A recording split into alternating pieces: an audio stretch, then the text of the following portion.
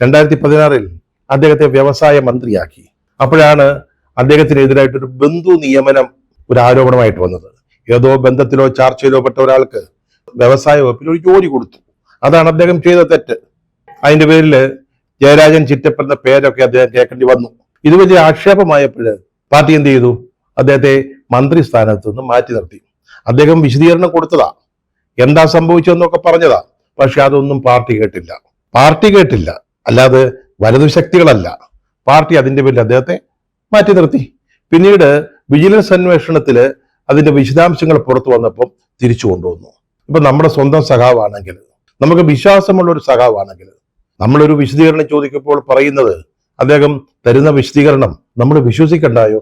അതിന്റെ അടിസ്ഥാനത്തിലല്ലയോ നമ്മളൊരു തീരുമാനം എടുക്കേണ്ടത്? അപ്പൊ ഈ മന്ത്രി സ്ഥാനത്തു നിന്ന് അദ്ദേഹത്തെ മാറ്റി നിർത്തിയത് ആരാ? വലതു ശക്തികളാണോ? കോൺഗ്രസ് ആണോ? മുസ്ലിം ലീഗാണോ? അല്ലല്ലോ. ഇതിനിടയിലാണ് മൊറാഴ എന്ന് പറയുന്ന സ്ഥലത്ത് CPM-നെ സംബന്ധിച്ചിടത്തോളം വളരെ പ്രധാനപ്പെട്ട ഒരു സ്ഥലമാണ് ഈ മൊറാഴ. ചരിത്ര പ്രസിദ്ധമാണ്, അല്ലെ ചരിത്ര പ്രധാനമാണ്.